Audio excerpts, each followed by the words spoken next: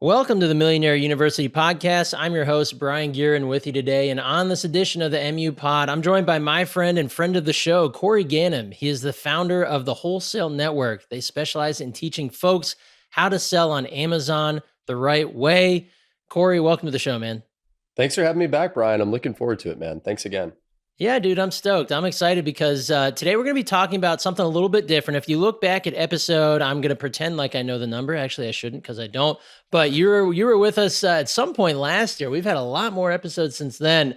But look him up, Corey Ganim, out in our archives, where he talked about one of his main business, which is fulfillment by Amazon. So an Amazon wholesale business. He broke it down for us and crushed it. So make sure you go check that out. But while you're here, today, we're talking about something a little bit different, something that Corey is also an expert in, and that's online community building and personal branding. So, Corey, I'm super stoked to dive into this today because this is a huge part of the digital landscape, a huge part of business building, but also a massive part of education and helping others by essentially disseminating your knowledge and working with them and helping to build a business similar to the one that you built that is wildly successful, 7 figures, and selling wholesale on Amazon. So, real quick though, let's get a minute or two. Just talk about your origin story, about how you got to where you are, and then we'll kick it off talking about community building.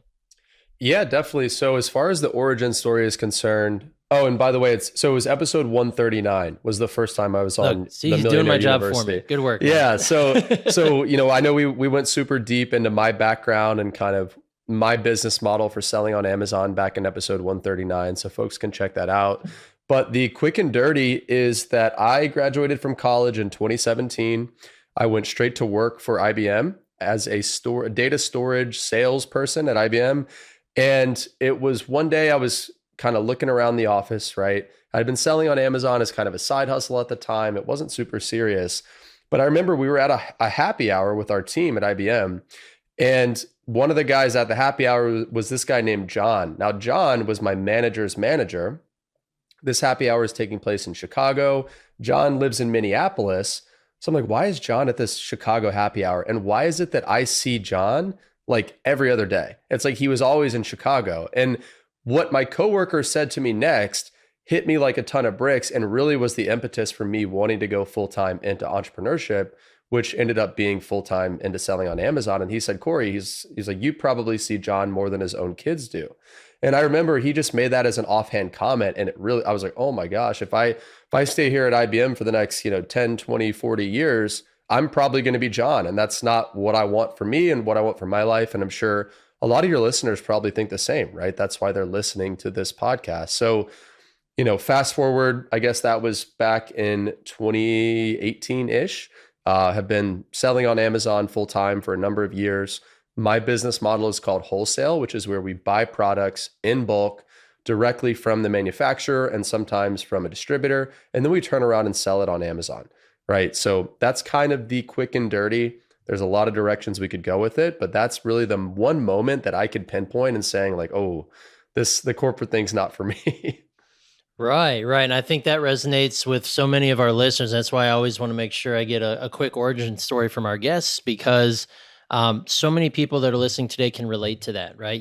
Graduating college or graduating high school, wherever, getting into a corporate job or any job that is not fulfilling and that you do not like, and that you often see the writing on the wall that if I stick with this, I'm looking at this guy who's 15 years ahead of me. That's what it's going to be like. Do I like that? Yes or no? Typically, the answer is going to be, for a lot of people, the answer is no, right?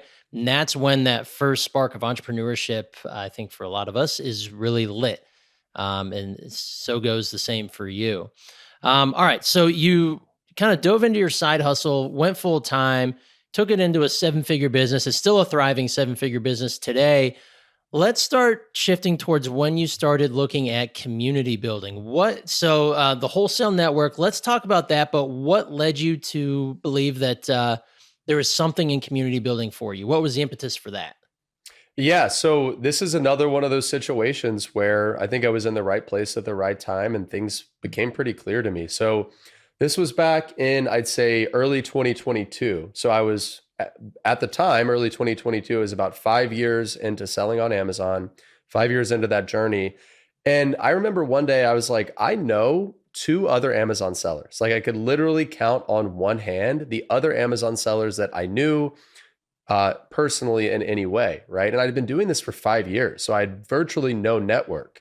And now you hear everybody talking about the importance of networking. I mean, Brian, you're a master networker. You've connected me with tons of people.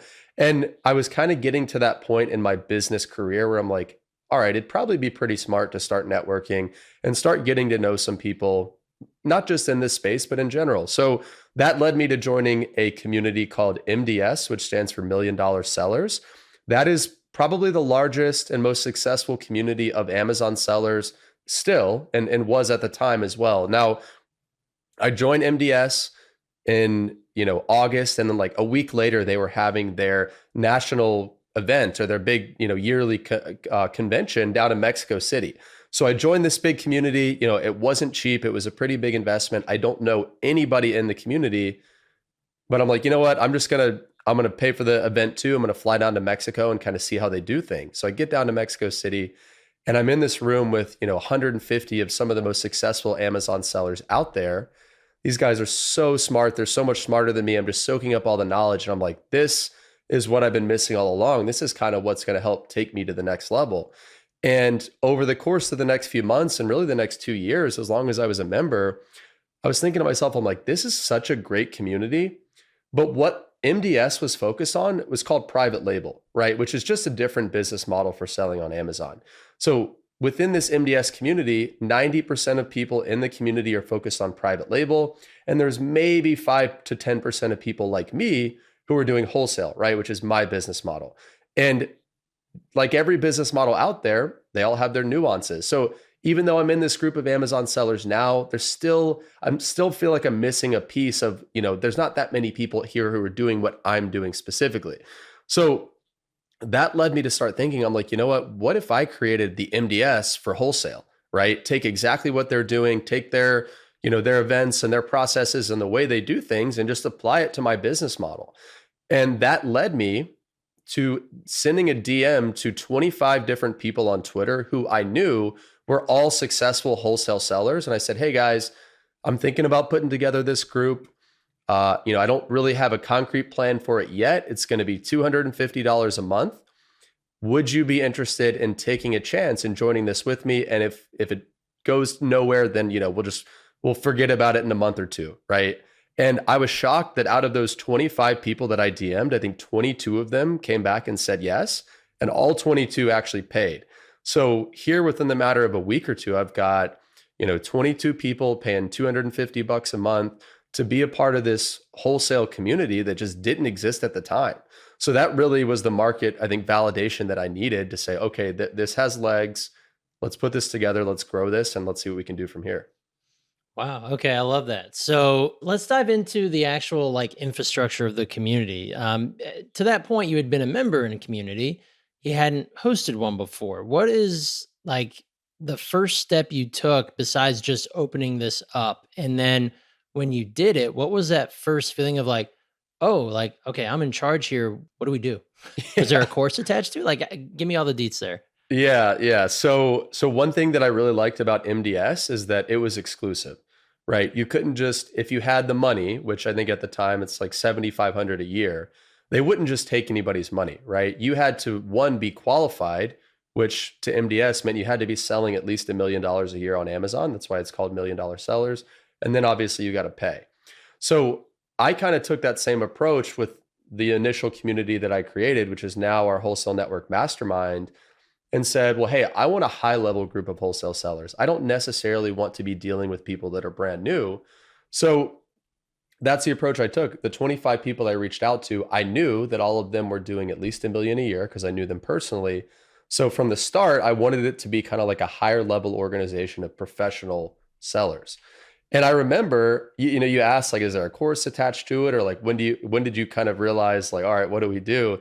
Well, I remember it was on that very first call that it was our very first mastermind call. I think we had just about everybody show up. And it's right when the call started, I'm like, wait, what do we do? What do we talk about? So I remember we spent the first 15, 20 minutes. We kind of just went around the horn and said, guys, introduce yourself, give us a background, tell us about your experience, kind of just almost like speed networking, if you will. And we got the lay of the land from everybody, what they do, what they're about. And then from then on, we just hosted the call once a week. And every week I just came up with a different topic to talk about. Right. So it wasn't so much that I'm like teaching a different topic. It's more of like a discussion topic where I might have some bullet points and some things to teach specifically, but it's more of an open forum.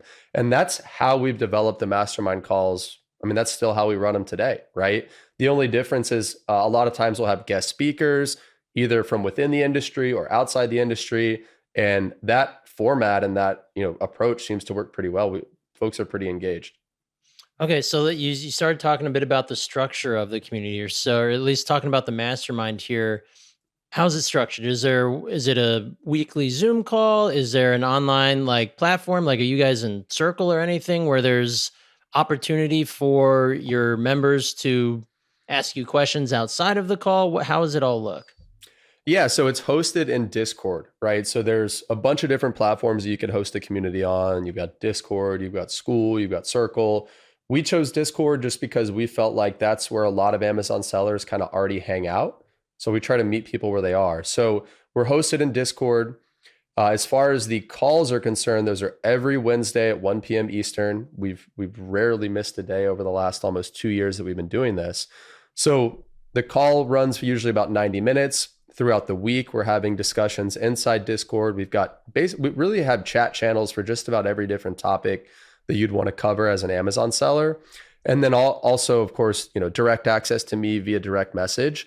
But the access to me when it comes to the mastermind that's not why people are joining. In fact, most of the people that join are much smarter and much bigger sellers than me. They just want access to the collective community, right?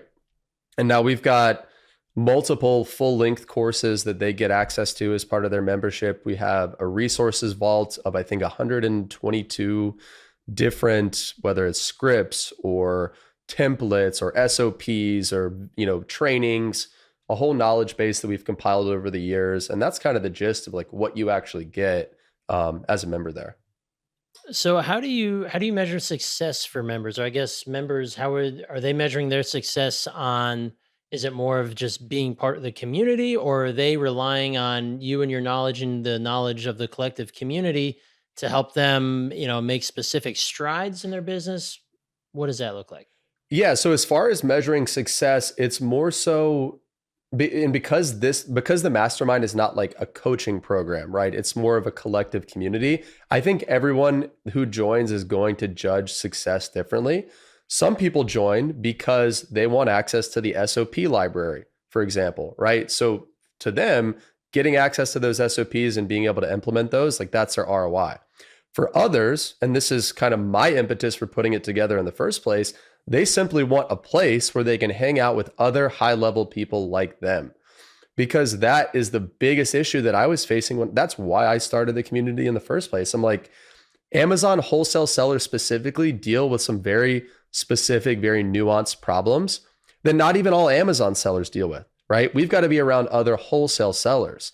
So a lot of folks join in just to get access to the mastermind, right? That's kind of the concept behind the group in the first place. So everybody kind of defines success and has a different criteria for success, in my opinion. How did you decide on pricing?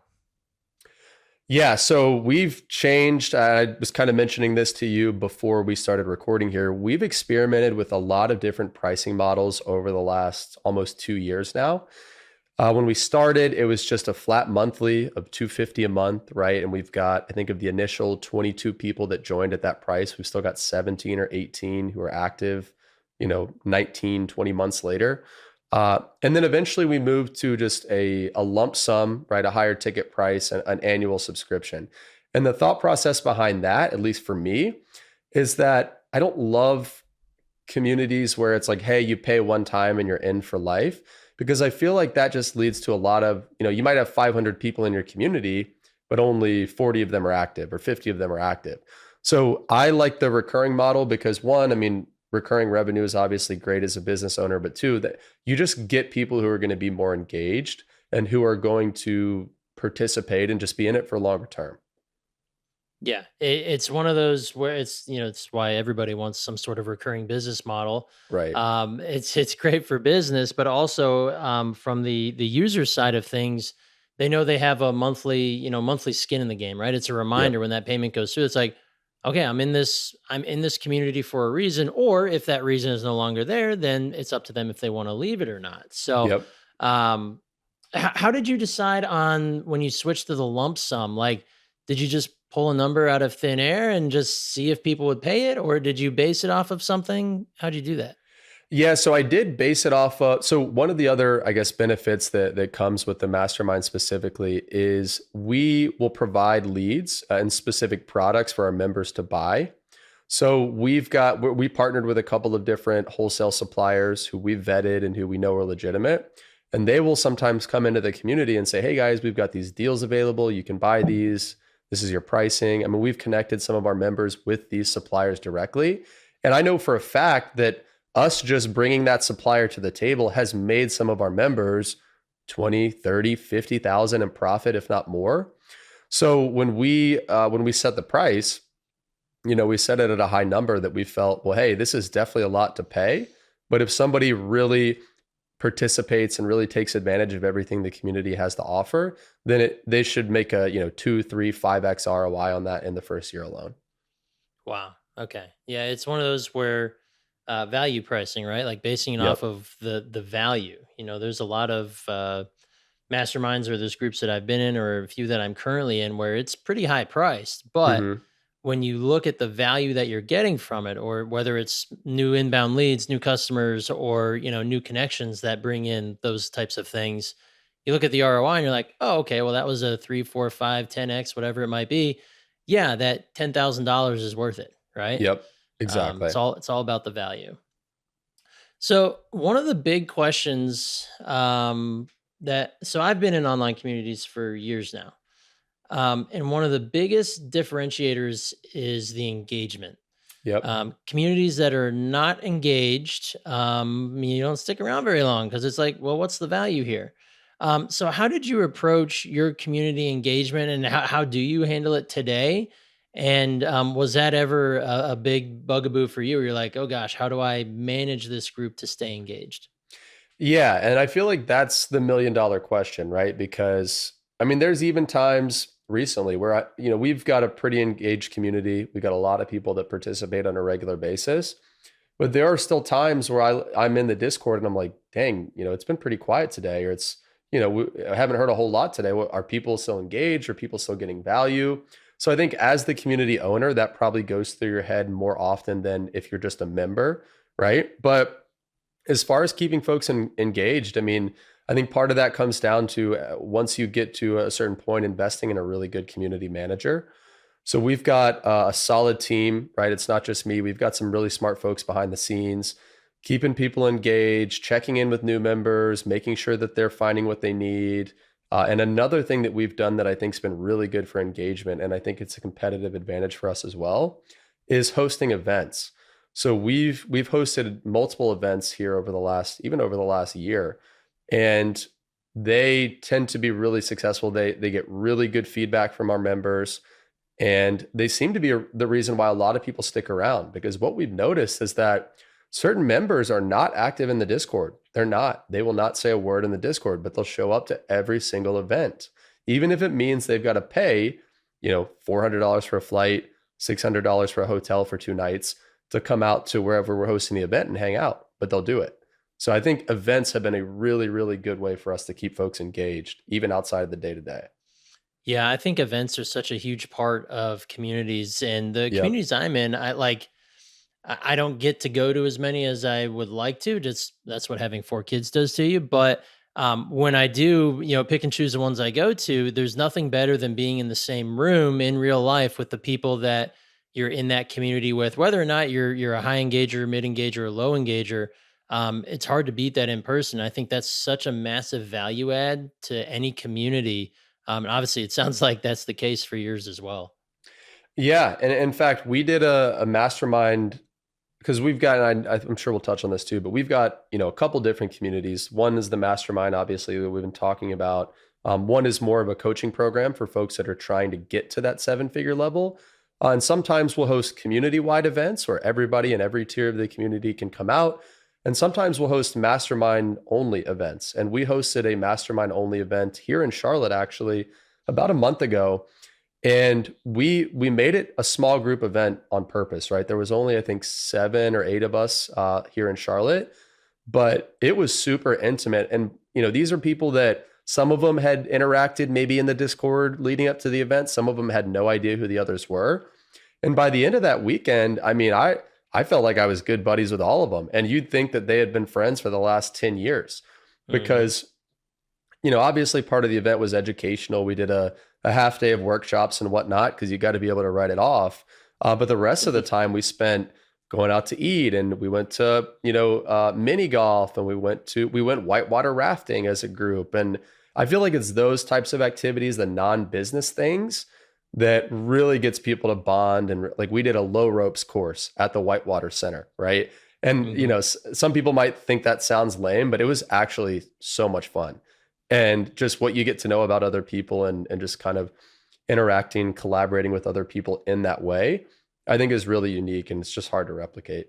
Yeah, dude, I think a huge unlock in entrepreneurship is realizing that when you go, whether it's to an event or networking or whatever, when you approach a group or a community as I'm here to make friends, Hmm. and you'll find that quickly, usually within the first 24 hours, you've found a friend or two. Yep. And then throughout the 2 or 3, 4 days, however long the meeting is, you leave with a lot of friends, Yep. because there's nothing like being in the same room with a bunch of people that are like you, right? In this Yep. case, entrepreneurs.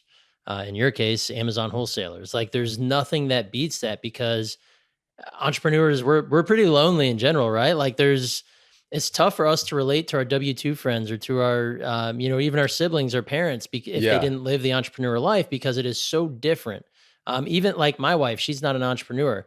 The entrepreneur concept is foreign to her, right? Yep. So now, obviously, she's fantastic in her Yeah. own right, doing Yeah. her job, but we can't relate on that type of level. That's why having communities and events, especially events like that are tied to communities, are so big for entrepreneurs. All right, so you had your first event, was that your first event, you said, with the where you had 7 people? Or was No, so that one that of was many? that was probably the third or fourth that we've done. So I Okay. think that was the first. No, we've done 2 mastermind only events, but we've had probably 2 or 3 other community wide events that have been, bigger, and more of a kind of like production to put together. But one thing that we like to do as well, which we get really good feedback on, is there's a couple of pretty big Amazon seller conferences slash trade shows each year. And typically a lot of our community members go to those shows just to be part of the industry. So what we'll do is we'll host a lunch or a dinner or like a meetup at these events that other people are already going to. So it ends up being a way for us just to kind of peel away with our community for an intimate couple of hours around a meal, and then go right back to the event. Right, So right. that's worked well for us too. That's a perfect way to dovetail or piggyback off of a large industry event, is say, Yep. "Hey, there's a good chance a lot of us are gonna be there. Let's meet up." And then it's kinda like getting your own event out of the main event.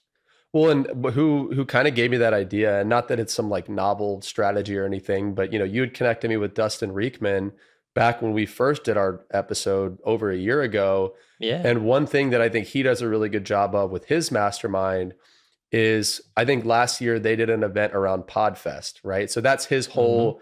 that's what he teaches. That's his whole product, is teaching people how to make money by guesting on other people's podcasts, exactly what I'm doing right now.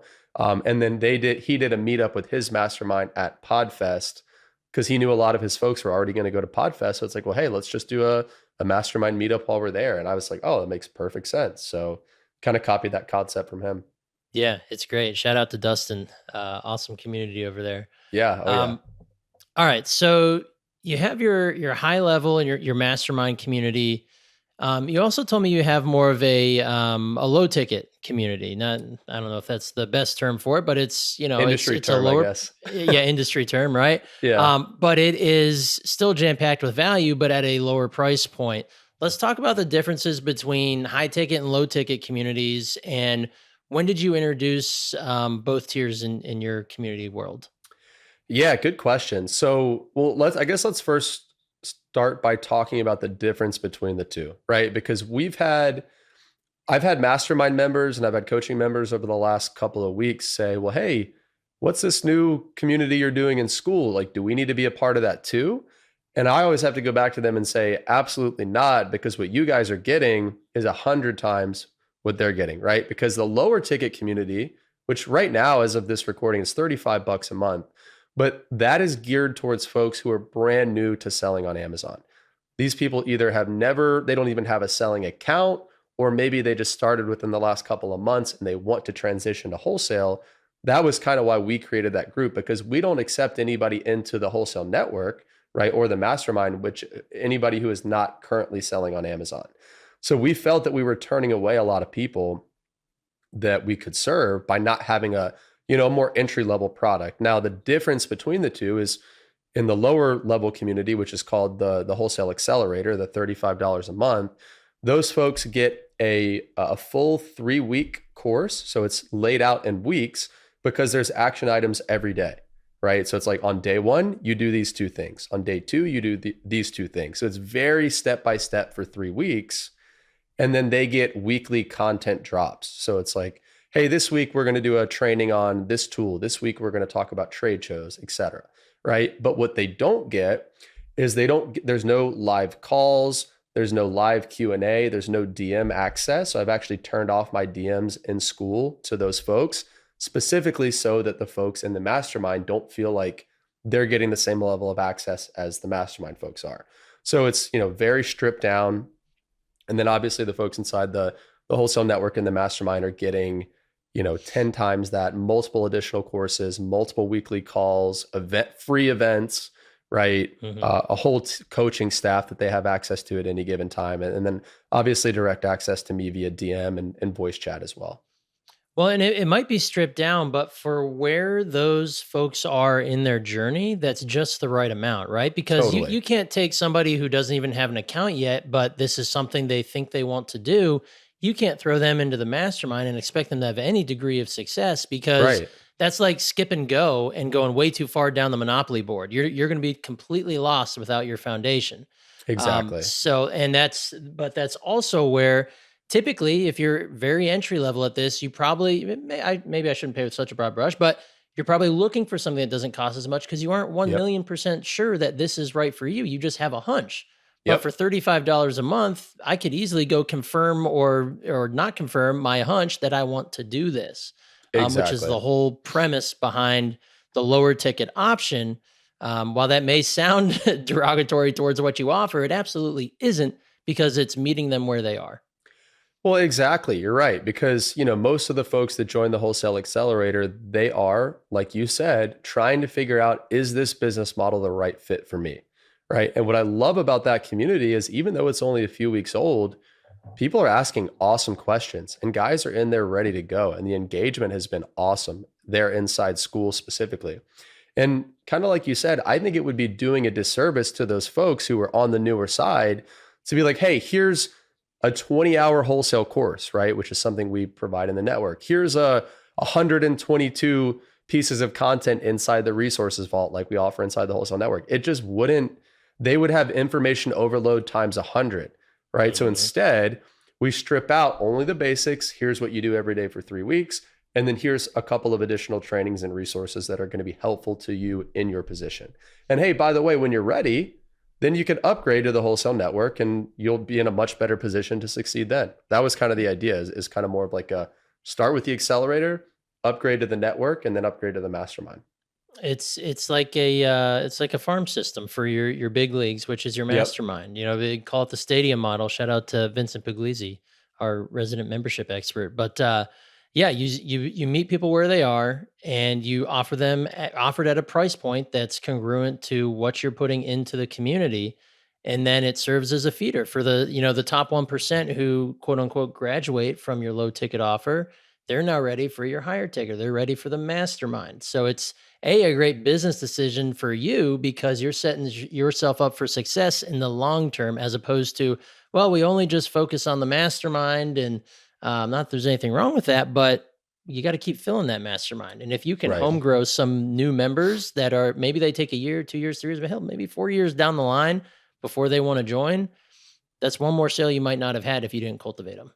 100%. Exactly. Like you said, it's meeting people where they are, and it's providing the right, I think, the right value and the right level of service based on that person's experience level, based on their budget, based on a number of things, right? But it's helping Yeah. people where they are.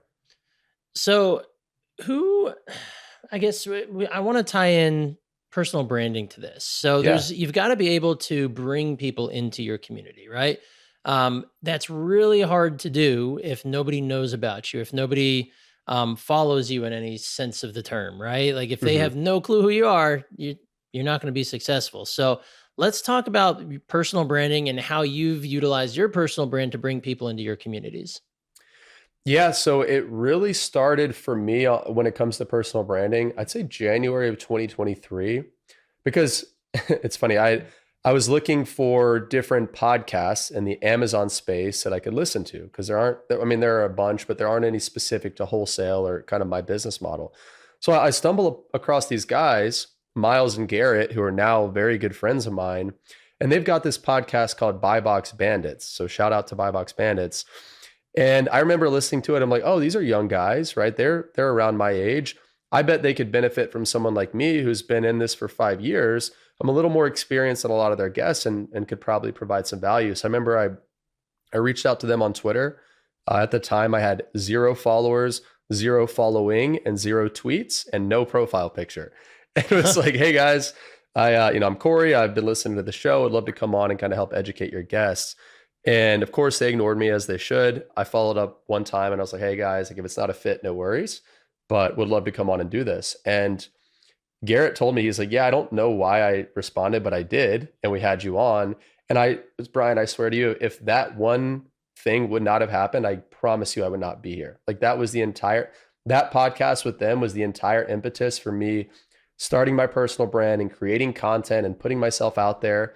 And I remember at the end of the interview, Miles said to me, he is a huge personal brand, very successful educator in the Amazon space. He's like, dude, you need to start tweeting on Twitter. He's like, you need to start sharing this stuff on Twitter. And I was like, maybe I was really planning to post more on LinkedIn. He's like, no, forget, like there's a huge Amazon community on Twitter. You need to start tweeting. So like 2 days later, they posted the episode. I've got my Twitter account. I added a profile picture, but I still had no followers. And I just started kind of tweeting, promoting the episode. They would retweet some of my stuff. And pretty quickly I gained, a decent amount of followers. And I just kept talking about what I know, right? And I think that's really the key to good personal branding is you're not trying to be someone you aren't. You're not trying to explain some crazy complex topic. You're like, hey, my name's Corey. I'm, at the time I was, I'm 27 years old and this is how I sold $3 million on Amazon this year, right? So start writing threads. I started just posting hacks and tips. And then I started getting on video, right? Which I think is really important. And what most people don't do is just turning the phone around and record a 30, 40-second clip of you just talking about what you're an expert at, put it out there. And, over time, people will come to find it. So really just did that every day. Didn't miss a day for, now 2.5 years and kind of built the following over time, just talking about the same thing every day, same stuff every day. So, well, it's really just about when people say content creation or content creation scares them, it's not really that you're creating content. You're just documenting essentially your journey or your day or your expertise and putting it on blast, right? There's so many, if you really sit down and think about what it is you're the expert at, there could be one little segment of one little thing you do that you could do a 2-minute clip on, right? yep. Like there's just so much of it. And if you just approach it as I'm documenting what I'm doing in order to share it and then literally share it, Yep. like that's it. It's not that hard. Well, and Gary Vee says it best, right? He says his whole quote where he says, document, don't create. Because when people think content creation, they think, oh, I've got to hire a videographer and I've got to learn editing and I've got to put together this super nice 30-minute YouTube video. And in reality, at least when it comes to video content, my entire first 6 months, so I go to the gym every morning and I always go on a walk after, my whole first 6 months of video content was phone in front of my face, talking to the phone while I'm on my walk. And like, I'm sweating, my hair is like, I look horrible. I just like didn't care. I'm just like, you know what? Because to me, it was kind of like a skill acquisition thing. I'm like, I'm really bad on camera. I'm super monotone. I ramble, right? So I'm like, every day for the next 6 months, I'm going to record a 40-second or less video of me just a tip, right? On selling on Amazon. And the reason I wanted to keep it under 40 seconds is I just wanted to practice being concise. And that was pretty much it. And so, yeah, I mean, I know there's a lot to probably unpack there, but the takeaways for me are get on video, talk about what you know, just talk about what you're doing. You don't need to like create any crazy scenario or any crazy content. Yeah, I love that. You're training yourself to be concise, and just holding yourself to a 40-second video. That's brilliant because I'm a rambler too. People who listen to this pod probably know that, but there's a real value to being concise, and especially Mhm. if you are disseminating your knowledge and information on Twitter or whatever platform it might be. The more concise you are, the more eyeballs and earballs that you can hold on to, right? Exactly. And it was to the point where, I was so militant with that 40-second rule that if it was 41 seconds, I would just delete it and make another take, right? Because I was really hell bent on just getting better on camera and being concise. And I still do that to this day. I mean, every morning when I walk the dog who's napping right here behind us in the Hi, background. George. Yeah. Every morning when I walk him, whip out the phone, 40-second video, throw it up on Instagram stories, post it on Twitter, and that's it. Right. Because my goal every day is to get practice doing two things: practice writing and practice on camera. And usually that practice on camera, some days it's just that 40-second video. Great. Some days it's this interview, right? Along with the video, along with other things. And when it comes to writing, sometimes it's just a simple, compose a couple of tweets, just practice. I'm just trying to practice every day. Mhm. I love it. I love it. So what does it look like? It sounds like I'm guessing most of the people that join your community comes from inbound. It comes from perhaps they've been consuming your content for a while. Mhm. What does it look like when they approach you to do they, I guess, walk me through that. Do they approach you to come to the community? Are you actively out there promoting and selling the community? How does your community member acquisition funnel look like? Yeah. So, and it's different depending on the community, right? So again, we've got the Wholesale Accelerator, just for the audience so that they don't get confused, because I get confused sometimes, right? So we've got the Wholesale Accelerator, which is for new sellers, right? This is geared towards newer Amazon sellers. So for folks that want to join that, they can just it's hosted in school, right? So if someone were to go to wholesaleaccelerator.io, it literally just redirects to school and they could just join right there with a credit card. No phone call, no nothing. I mean, it's $35 a month. So we try to make it super frictionless. Now, when it comes to the wholesale network or the mastermind, which again, the network is our coaching program and the mastermind is our higher level group of seven-figure sellers. For folks that want to join those communities, it's more of like an application funnel where they'd go to wholesalenetwork.io and fill out a form. I think it's just like name, phone number, email address. And what we used to do is that when you fill out that form, then you're prompted to book a call with like a Calendly, for example. But what we found is that a lot of people that book those calls, they just don't show up.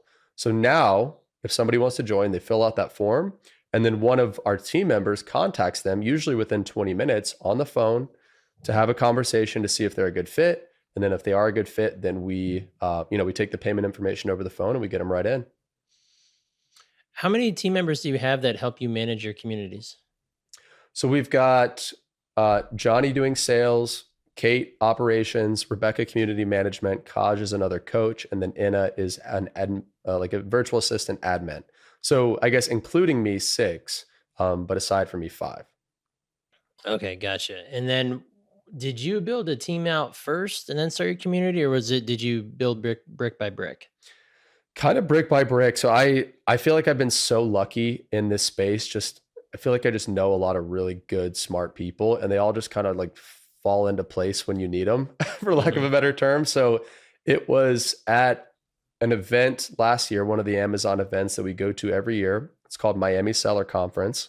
And so at the event last year, that's actually when we launched the wholesale network, right? So the mastermind had been around for a little bit, but we launched the coaching program, the Wholesale Network, at that event.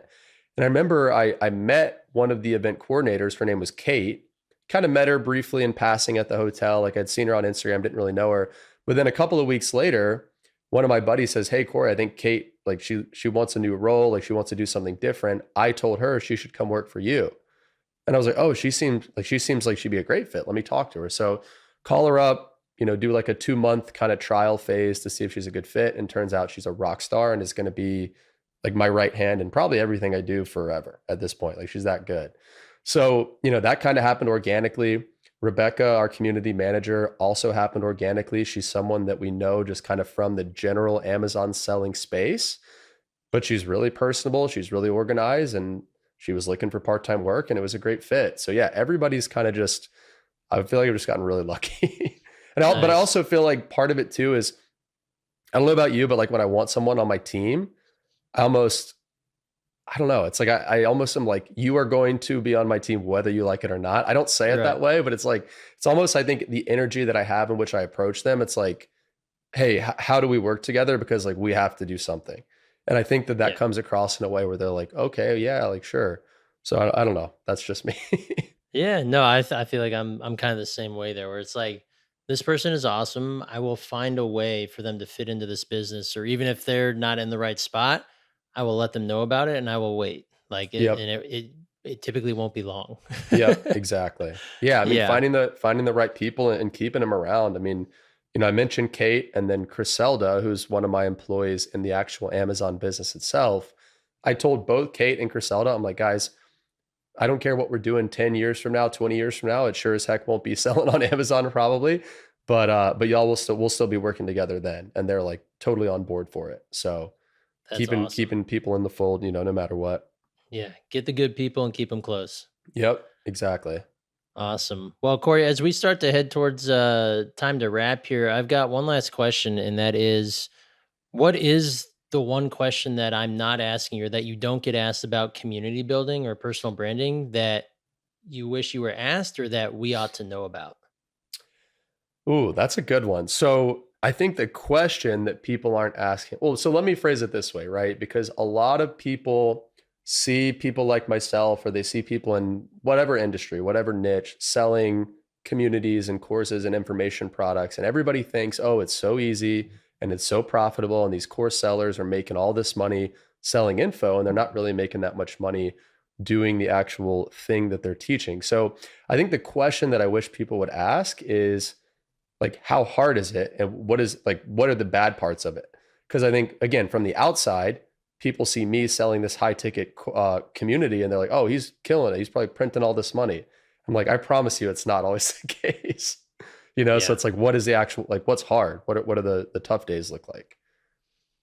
Okay. Well, I'm going to flip that on its head. What do the tough days look like? Yeah, so I wasn't sure if you wanted Back me to to go you ahead and doing my answer. job. Yeah, so I mean, dude, it's the people who, they pay to join the community. They pay, this large sum of money. And then literally like 6 hours later, they're like, hey, actually, I don't think it's a fit. Can I have a refund? And I'm like, dude, what, I mean, how did you, within 6 hours, you just decided it? So, then you got to give them their money back, and then you've got to pay the processing fees on top of that. So you actually lose money on those people. Right. Right. And a lot of times sometimes it's the people who, it's like you pour so much into them. You go out of your way to help them, you give them a ton of attention, a ton of personalized guidance, and then they refund, or they, Yeah. charge back. And it's like, dude, I would have given you your money back if you just asked. But it's crazy because I feel like you were on the right track, and I was helping you so much. But it's stuff like that. I mean, it's Yeah. not the end of the world. It's super rewarding at the end of the day. I've become personal friends with a lot of the folks inside the community. So I'd say Mhm. the pros definitely outweigh the cons, but it's not all roses and just like cash, like some people Right. might think it is. Yeah, I think it's very easy for many people who aren't in that position, or even just looking at business ownership and being like, "Wow, they got to be printing money. It's all sunshine and roses." It's not the case. Even, and obviously even so in community building, where it might look easy and you might do it so well that you make it look easy, but there's a lot of struggles that come with it. Well, and a great quote that, I don't know who said this, but it's like, it's never as good as it looks, and it's never as bad as it looks. Right. So that's kind of good to keep in mind, is when you're looking at somebody else's situation. Like, for example, one of the biggest folks in our industry. They're very well known because they have communities as well and sell courses, but they went bankrupt this past week. And it's like the hottest topic in the Amazon selling world right now is them and their situation. And my take is I'm like, guys, you know, yeah, it sucks to file bankruptcy, but they've done really well with their courses and community. So it's probably not as bad as we think it is. And, when they were at their peak, same thing. It probably wasn't as good as most people probably assumed. I think there's always cons and pros that most people just don't consider because they're not Yeah, on the inside. absolutely. Absolutely. Well, Corey, I could keep you here and talk longer, but I know you're busy. We got to get moving here. I want to make sure that any of our listeners out there that want to look up your communities, check out what you do, learn more about you or from you, what is the best way to do that? Yeah, so the community that I mentioned, the first one that we mentioned, the Wholesale Accelerator, which is for folks who are either brand new to selling on Amazon or they think it's an avenue they want to explore. Folks can check that out by going to wholesaleaccelerator.io. And then if we do happen to have some folks that are listening that are Amazon sellers and they are a bit more experienced, I would recommend they go to wholesalenetwork.io and apply for one of our higher level communities, either our coaching program or our mastermind. I love it. Well, dude, this has been awesome. Thank you so much for stopping by and sharing all your golden nuggets of wisdom with us. There's definitely some listeners out there that are inspired and have some actionable advice that they can run with. So, thank you again, man. It's been a pleasure. Thank you for having me back. I really appreciate it.